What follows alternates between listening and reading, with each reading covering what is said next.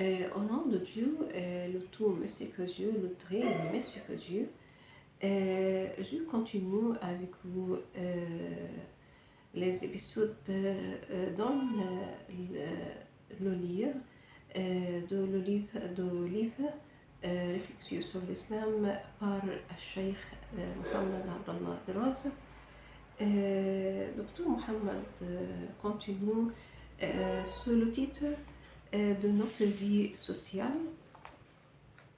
La société constitue le premier fondement sur lequel repose l'édifice de l'État.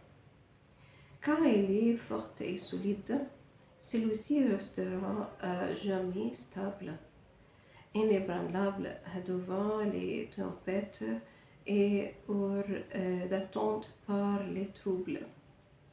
Les individus sont les piliers de ce fondement et s'ils restent intacts, la société restera à jamais forte et solide. L'intérêt doit être porté en premier lieu à l'individu puisqu'il constitue une pierre dans l'édifice de la société. Ensuite, à la société sous forme de l'ensemble de ces individus. C'est ainsi que l'on peut assurer au peuple un état actif, plein de vie. Dans la société, les gens ont des systèmes de conduite et des modes de vie qui diffèrent en fonction des individus et de leur prédispositions psychologiques, morales et culturelles.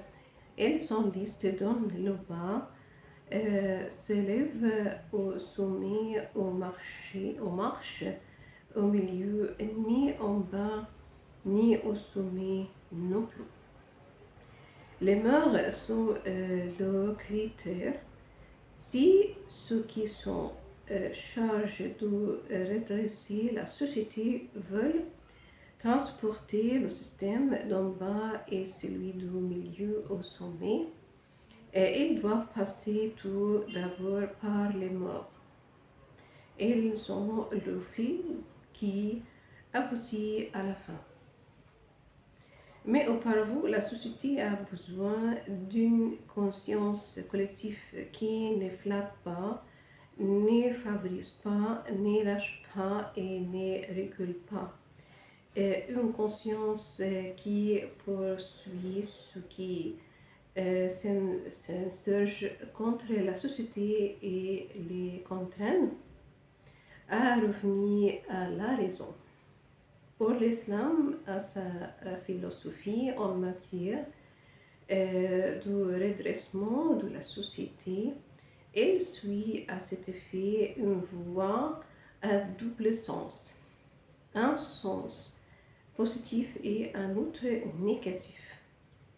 Elle établit le premier sur la règle de commander le convenable et d'interdire le blâmable.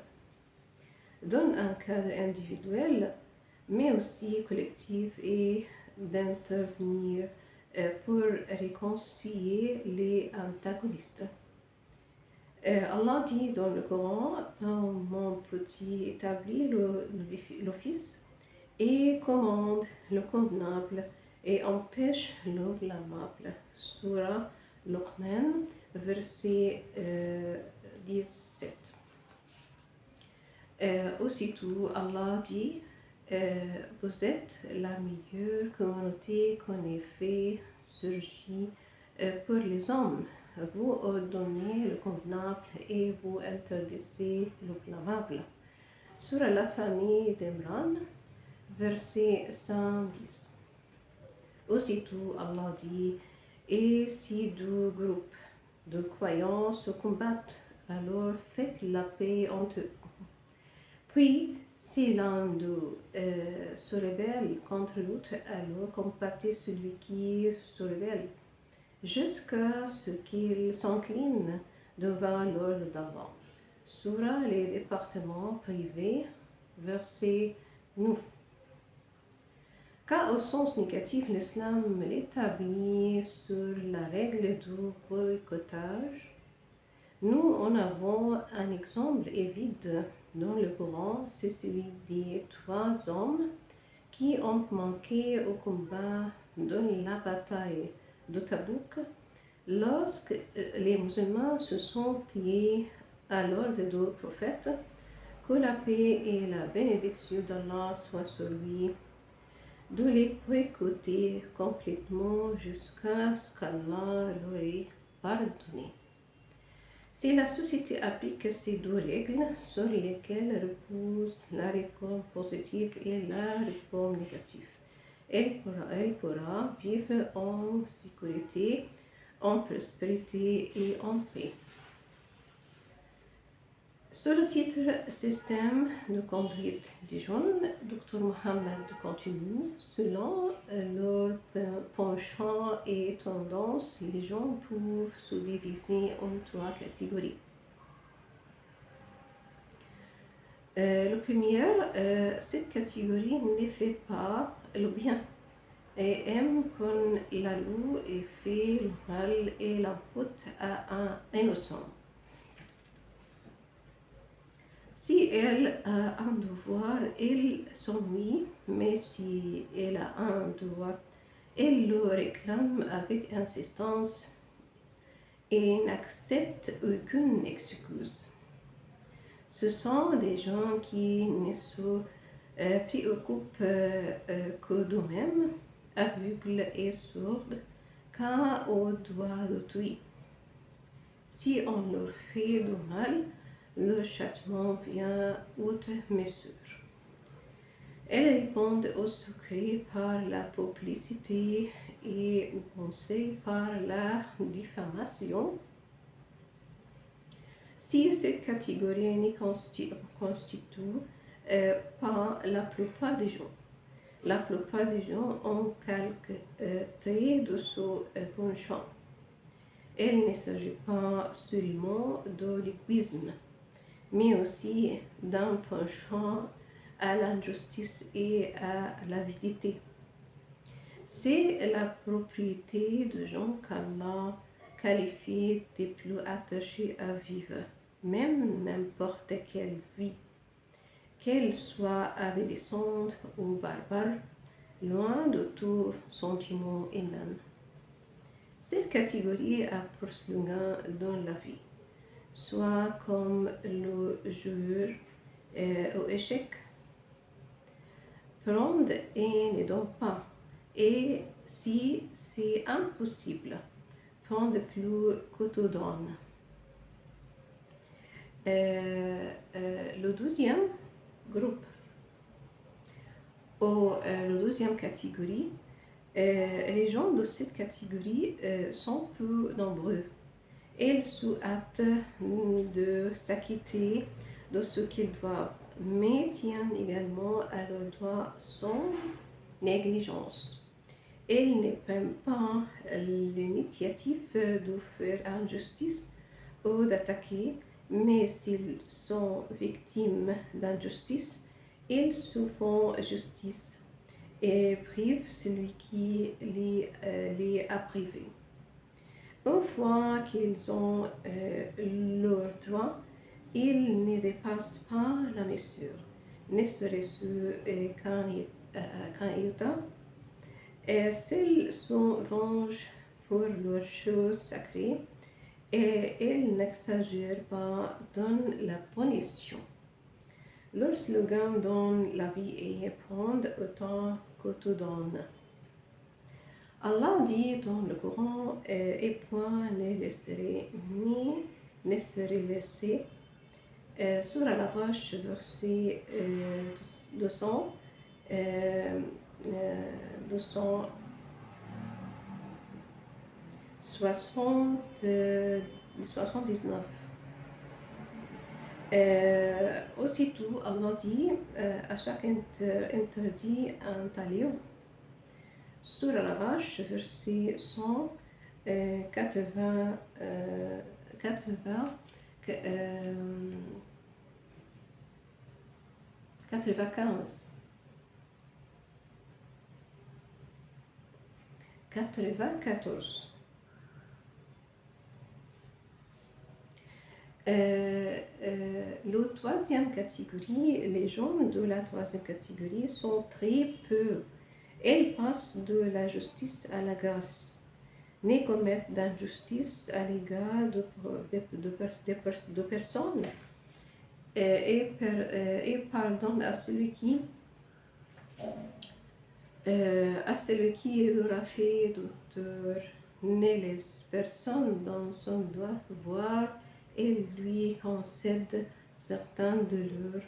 Et si une personne insolvable leur est redevable d'une certaine somme, il ne se contente pas de l'attendre jusqu'au temps d'essence, mais lui remet généreusement la dette et lui offre encore un don considérable.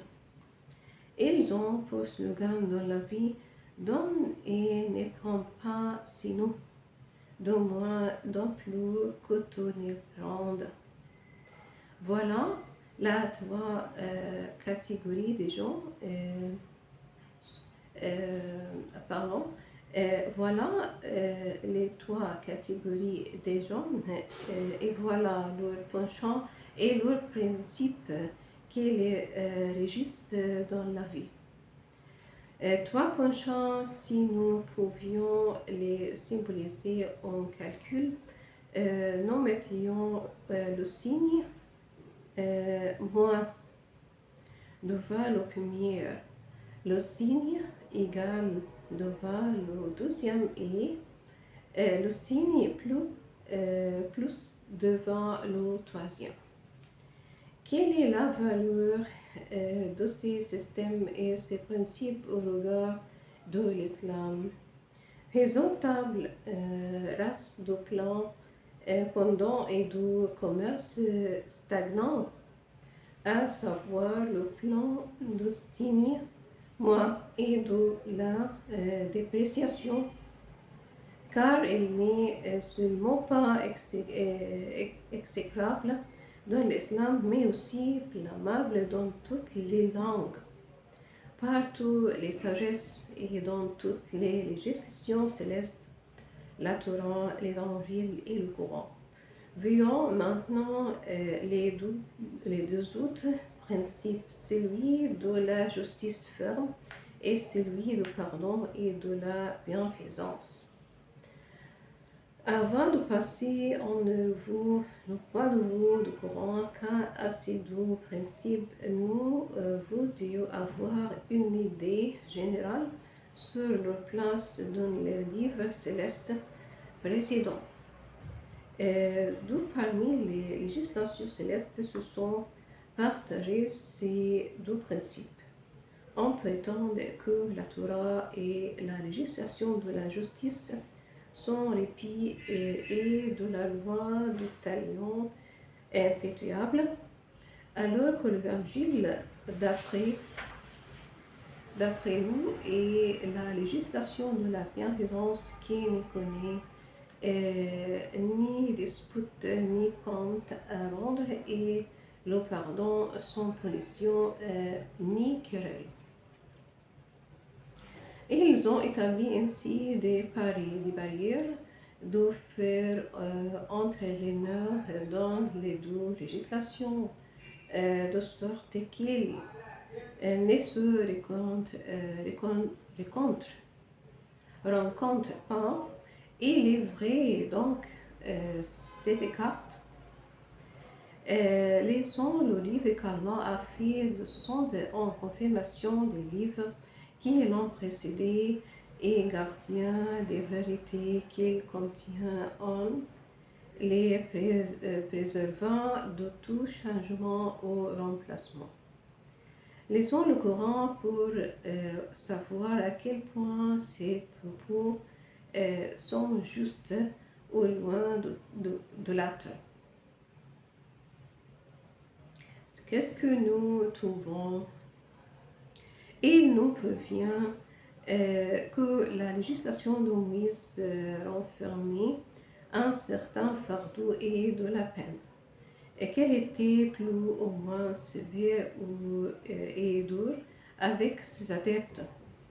Il leur a prescrit la loi de Talion au sens le plus strict de l'égalité entre le crime et son châtiment.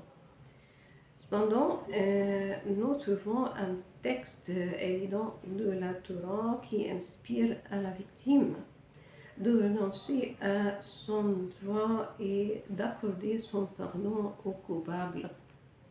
Cela lorsqu'Allah a prescrit aux enfants d'Israël dans la Torah que vie pour vie et que le talion aussi pour les blessures.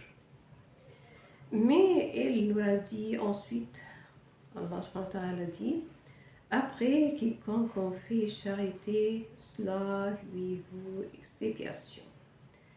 Sur la table survie, verset 45.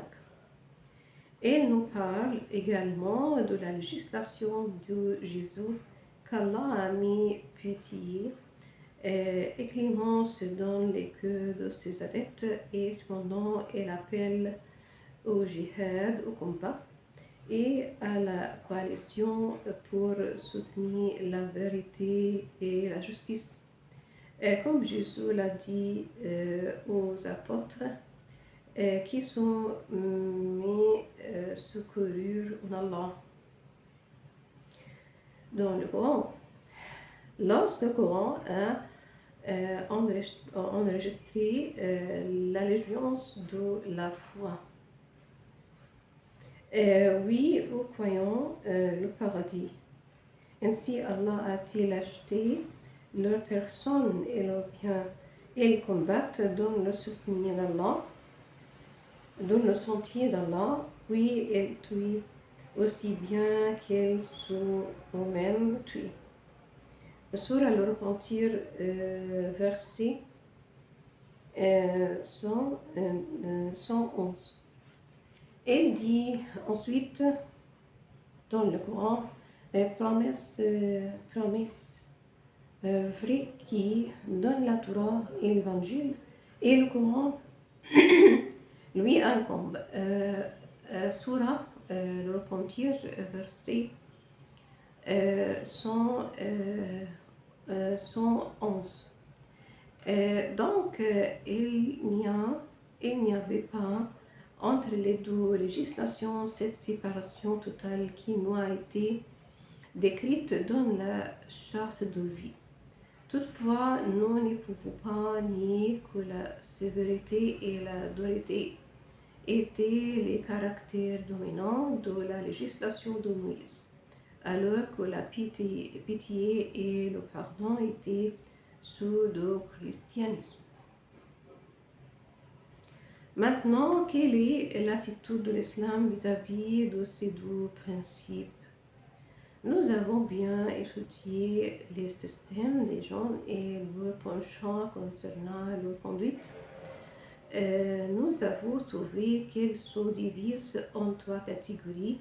L'une est dominée par l'égoïsme, l'autre par l'altruisme et la troisième par la réciprocité. Il va sans dire que le Coran blâme et déteste le caractère au égoïsme, injustice et morgue prévalent. Il suffit à ceux qui sont excessivement égoïstes qu'ils soient détestés par toute conscience et qu'ils soient blâmés par toute langue. Si nous dépassons le plan blâmable et nous nous tournons vers les deux autres principes, celui dit quant à rendre conformément à la loi d'égalité et de justice, et celui de générosité, de tolérance et de bienveillance. Il vous semblera au premier abord que nous sommes devant deux principes sublimes et nous imaginons que la différence entre eux. D'adeptes le Coran n'est qu'une différence de degré de noblesse et de sublimité que tous deux sont réunis sous l'étendard de la vertu et mérite d'être loué. Mais cette idée est-elle correcte? Dr Mohamed interroge. Si nous examinons ces deux principes dans le contexte du Coran,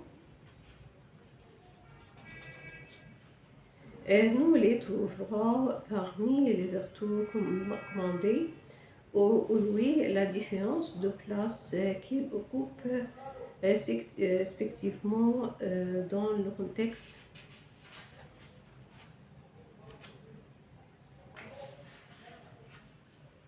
des mots coraniques, une différence concernant la portée de l'exhortation ou de la louange.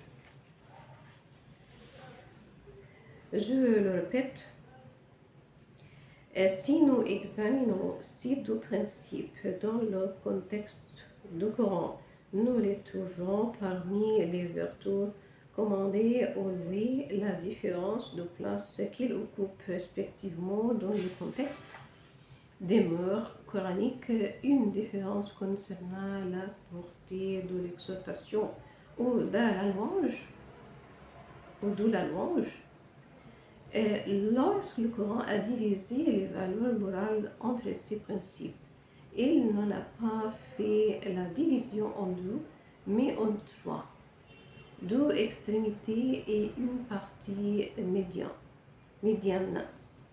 Il a pris une seule vertu et l'a mise dans l'extrémité la plus élevée, à savoir l'altruisme.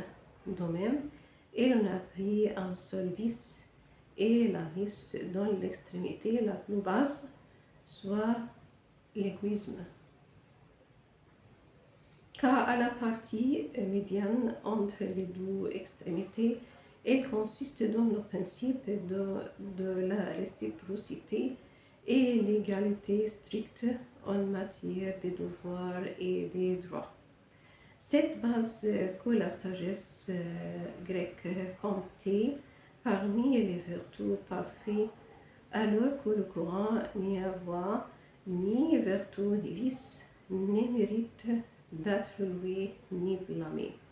Il s'agit d'une autorisation n'entraînant ni récompense ni châtiment.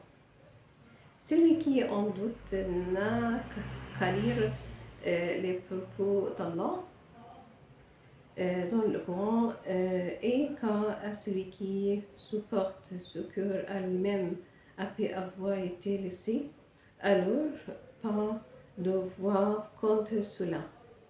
Il n'y a voix que contre ceux qui laissent les jeunes et se rebellent sans droit sur terre. À cela, le châtiment de l'euro. Et certes, celui qui endure et pardon, voilà bien là, en vérité, de la résolution dans les affaires. Sur la consultation, verset 41 43. De 41 à 43. C'est ainsi qu'elle qualifiait le vice de l'injustice d'avilissant, faisant objet de blâme et causant le châtiment de l'eau en même temps qu'il loue la vertu de la patience et du pardon, et en faisant de la résolution et en s'engageant à réserver la récompense à son tour, car elle dit, mais celui qui pardonne et qui s'amende trouvera sa récompense auprès de Dieu. Sourate la consultation, verset 40. Pour ce qui est de la riposte de l'injustice, il n'en dit ni de bien ni de mal. car il n'est dans lieu ni à la louange ni au blâme. Elle m'a fait à cet égard comme soulager le Dieu de toute gêne et de tout blâme en disant voilà ce contre lesquels aucun recours n'est possible. Sur la consultation, verset 41. Nous trouvons cette division tripartie dans plusieurs endroits du Coran. Allah dit, Allah n'aime pas qu'on dise du mal à haute voix sur le corps qui a été injustement provoqué. Surah les femmes, verset 148. Soit Allah aussitôt dit, soit que vous fassiez du bien ouvertement ou en cachette, soit que vous pardonniez un mal, Allah reste maître d'absolution capable vraiment. Surah les femmes, verset 149. Elle interdit aux jeunes tout d'abord de dire des grossièretés les uns aux autres, d'offrir que ce plan qui consiste à commencer l'offense est blâmable. Elle souligne que ce plan implique la colère d'Allah, sauf pour celui qui recourt à l'offense en réponse à une injustice dont il a fait l'objet et exclut en telle personne de nombre de celles qui encourent la colère d'Allah sans pour autant la louer ni l'inciter à se venger de l'injustice. Elle conclut en faisant état de plan salutaire et de la vertu qu'elle prenne, à savoir le plan de pardon de l'offense. Elle souligne que celui qui pardonne l'offense revêt des caractères d'Allah. N'est-ce pas, Allah pardonne toujours à tel point qu'il est nommé. Celui qui pardonne et pourtant il est capable de se venger. D'autre part, celui qui a essuyé l'offense ne se rappelle tel pas qu'il n'est lui-même ni innocent ni impeccable. Et puis, s'il veut qu'Allah lui pardonne, il doit lui aussi pardonner à son frère. Allah dit, n'aimez-vous pas qu'Allah vous pardonne, cependant qu'Allah est celui qui pardonne, mais c'est que Dieu. Surah la lumière, verset 22. C'est ça pour cet épisode. Au prochain épisode. Au revoir.